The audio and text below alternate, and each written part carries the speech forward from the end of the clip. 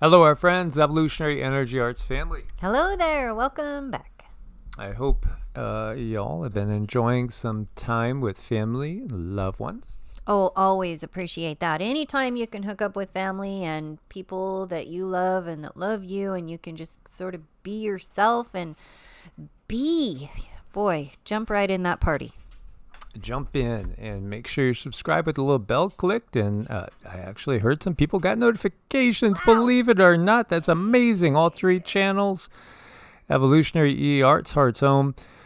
We just felt like, I just felt strongly we need to just talk about this because we were talking about Kosovo and how this is a very, very hot point. This is a spot where things can go very wrong very fast and could spiral well out of control. And, I'm seeing numbers higher than this now, and since we started to look at this, but over 30 peacekeepers injured in clashes in northern Kosovo. Over 30 peacekeepers deployed in a NATO-led mission in Kosovo were injured Monday in clashes with Serbian protesters who demanded the removal of recently elected ethnic Albanian mayors as tensions flare in the Balkan nation. Oh, the Balkans. The Balkans. We were talking about our good buddy Alois Ermeiler, and he said World War III starts in the Balkans. He said that, and Cindy's been able to connect with him, and he's, kind of nodding. Well, yeah, I mean, there's a lot of confirmation that he has coming out. There's a lot of things falling together that are happening, and he's very much standing in the forefront, making himself known, because that's important to these beings. This is what they do. They come back and back and back to make these predictions, and they want to see them. Not that they want to see them happen, but they want to see how well they can predict, because ultimately, in a way, it's to help people adjust themselves for these big changes. So the KFOR mission said it had faced unprovoked attacks while countering a hostile crowd after demonstrators clashed with police and tried to force their way into a government building in the northern town of Zevakan. Serbian president said 52 Serbs were hurt, 3 seriously, while 1 was wounded with 2 gunshots by ethnic Albanian special forces. Hungary's defense minister said on Facebook that more than 20 Hungarian soldiers were among the wounded, with 7 in serious but stable condition. Italy's foreign minister said 3 of its soldiers were seriously wounded, and the country's prime minister, Giorgia Meloni, joined NATO in a call for all parties to take a step back to lower tensions. Kosovo's Serbs had boycotted last month's elections in northern towns, which allowed ethnic Albanians to take control of local councils despite a minuscule turnout of under 3.5% of voters. Kosovo Prime Minister Albin Kurti's government officially installed the mayors last week, defying calls to ease tension by the European Union and the U.S., which had both championed the territory's 2008 independence from Serbia. Many Serbs are demanding the withdrawal of Kosovo police forces, whose presence in northern Kosovo has long sparked resistance, as well as the ethnic Albanian mayors, who do not consider their true representatives. And so, this was just a mess. I mean, it's pretty bad from what we have seen photos of. We've seen all sorts of protests in France and all over the globe, but we haven't seen where the policing forces per se were so beaten up, and this is something that's it's, I don't know if it should be viewed as kind of surprising or not in these times, because everything is just escalating. So, as you could see, people just lying around looking for medical attention, full body armor and being dragged away. Here you can see, some of the crowds were really going at it and fighting back. We did not see anything like this in France, even though we've seen all sorts of massive protests by millions of people in France. but you didn't see such a definitive beating put on the forces that were supposedly, apparently trying to instill law and order and, put down the protests. And again, you could see a mixture of different people in there from different nations. I was seeing U.S. flags in the mix as well when I was looking through. So, again, the world is one big powder keg. There's so many places. We had Israel strike in Syria again. There's so much going on. It's just a big powder keg. It's one huge, enormous powder keg. And where is the fire going to be lit that is the uncontrollable one? Well, I gotta wonder, is this, part of the kindling for that other uncontrollable fire? This is really concerning. This is definitely something to be marked and watched. And then again, if we want to go back and we want to look at, say, 1970 and look at a map of Europe, you're going to see it's totally different. All the borders are totally different 1970 to now. So, 50-ish years ago. Yeah, you guys remember Yugoslavia? And, there was horrible ethnic cleansing that went on as this area experienced its first fracturing. And what is going on? It's tribal, and again, there's powers that be that are always pitting one tribe after, against another, always. Think about the sabotage, effect. Think about, a gunshot ringing out.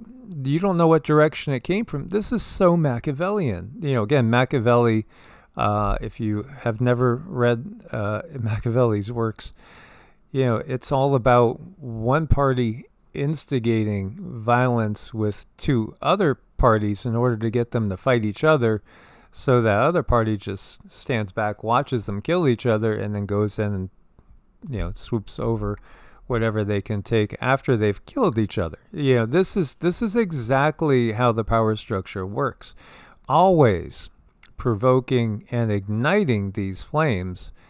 And you have people that want to maintain peace, and many people join, the military or the police force with the idea that they want to serve their fellow humanity and protect people. And then they get used as pawns. Again, religions divide, that they've been used to divide. This is just another, example of that. So, NATO under attack, at least 45 NATO soldiers injured by Russian-backed Serbians. Now, that's the key takeaway there. This is, again, you could look at it as another proxy conflict or a battle again. That's part of perhaps the bigger igniting of the full-scale battle between, again, BRICS and NATO. And here you see the president of Serbia holds emergency meetings with the ambassadors of Russia and China hours after ethnic Serbs attack and injure dozens of NATO forces in Kosovo. And this is Lavrov, who speaks for Russia here in this instance. The situation in Kosovo is alarming. A big explosion could happen. Yeah, a very, very big explosion could happen right in the center of Europe, Russian Foreign Minister Sergei Lavrov told reporters in Kenya. They violated the principles of the Helsinki Charter and other OSCE documents. The situation is alarming, but the West has taken the path of total subjugation to everyone who expresses their opinion in any way.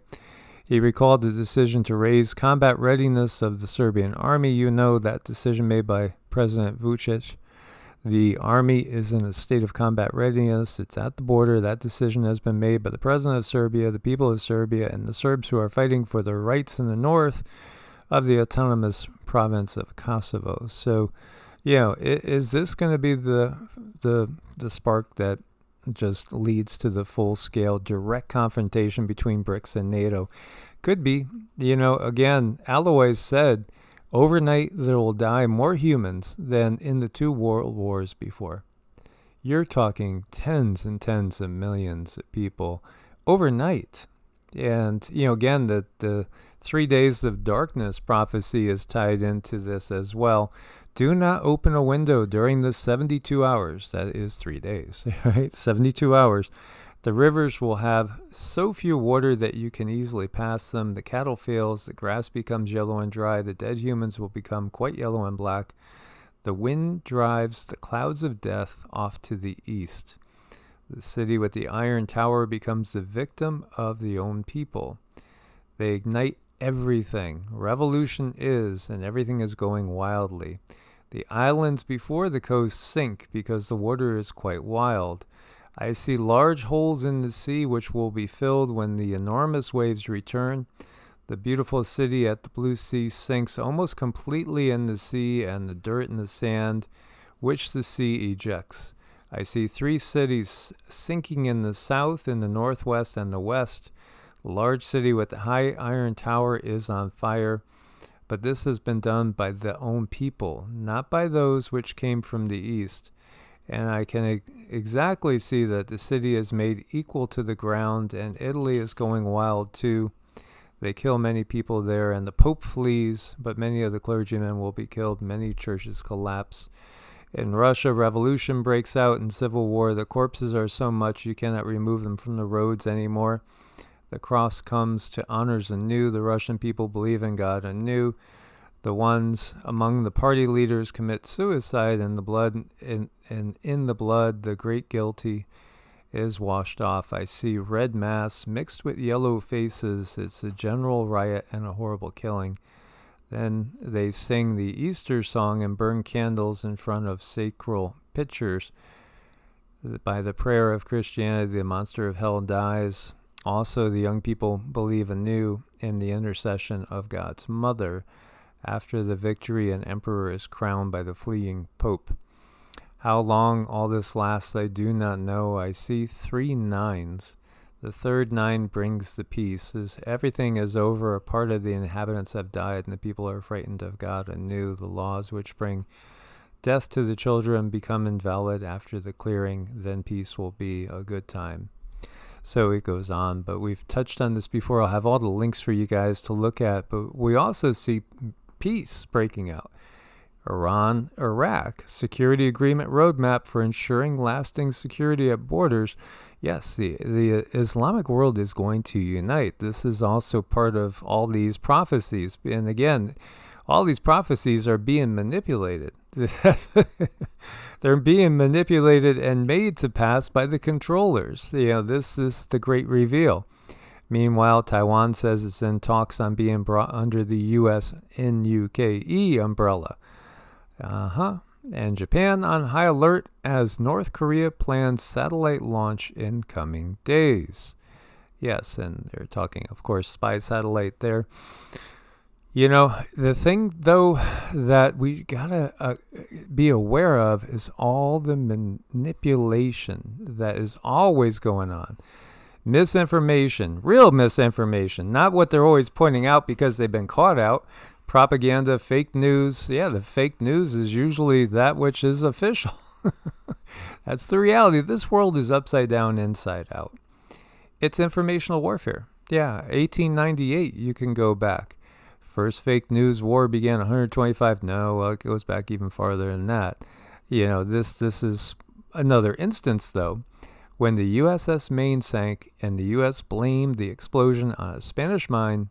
Despite being a lie, it started the Spanish-American War, 1898.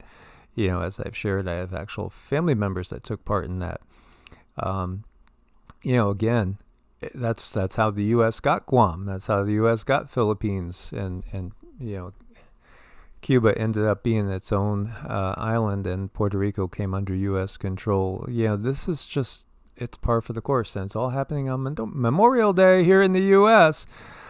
Now, this might even be more disconcerting in some ways. Carnival Sunshine cruise ship battered by massive waves, leaving multiple decks flooded. Right off the coast of South Carolina. Oh, yeah. And here you can see the aftermath aboard Carnival Sunshine. Severe storm. Crew from deck 0 to 4 evacuated to the theater anywhere they could. The bar was destroyed. Look at this, is disconcerting. You got flooding coming inside. This is a Carnival cruise ship. Yeah, that's not typical. Somebody was caught by surprise in this day and age with all the radar, and this is what looks like a tropical system, but it's not. A purely tropical system has a warm core and no fronts. This system has fronts, which means it's deriving energy from contrasting warm and cool air masses. Nasty any way you put it, though. Yeah, and what about augmentation? What about a little, action going on from some technology? The person right below says bad damage aboard Carnival Sunshine coming to port. I have a friend on this, and that's pretty darn scary. This is not. Definitely. When I put my little feelers into that Carnival ship, it really did. It felt very deliberate, and that bothered me because, I mean, people are just out. They don't know. They're just out having a good time, and it feels like they're being targeted anyway, and that's just wrong. How so often the innocent are usually, they're just used, the pawns, they're taken advantage of, but regardless, if we are able to blend with nature and use what nature had given us to survive, we're going to be okay. These guys could handle a couple of waves. They would probably think it was fun. Well, this is like mama and baby otter Classes, or what's that thing they do in the sea, and in the water, in the pools, when they do that dancing, that synchronized dancing and everything. Synchronized swimming. What do you call that, guys? I don't know. Gosh, I have such a senile moment here. But this is not beautiful. This is what we should be doing, playing with our loved ones, having good time in Mother Nature, enjoying ourselves. I gotta tell you, Biden, I think that's how you say it. I like their channel. That's just a great channel. Share a little love. Hold a hand or a paw. Tell them you care. Tell them it's okay. We're going to get through this. Don't worry. I don't care what dues they use, CERN, HARP. We're going to make it through. We can pull together. Mama's going to take care of her own. Mm-hmm. Love, such a very, very powerful source. There's nothing like it. Absolutely. So stay prepared, guys, as always. It does feel like we're seeing a serious escalation, so double check, make sure you got everything covered. Cindy just brought in a bunch of more lights, flashlights and things like that, solar power lights. There's always something that you're missing that you think you got. I spent a little bit because I wanted a really good flashlight to be able to see way far out there. So, if anyone wanted to add anything to your arsenal, I added that to mine because I really think that that's so important to be able to see if there's no power, if it's at nighttime, you want to be able to see really clearly out in your yard. If you're out, if you're in a place and there's like no lights and pitch black, boy, you want a good flashlight. Yes, absolutely. Especially when you're in a situation like we're going to be heading into, where our neighbors are going to be black bears and wild hogs. Right. It's always good to know where they're at. I want to be able to see them. Absolutely. Thank you for your support in Ko-Fi and Patreon. Much love. God bless and namaste. Namaste.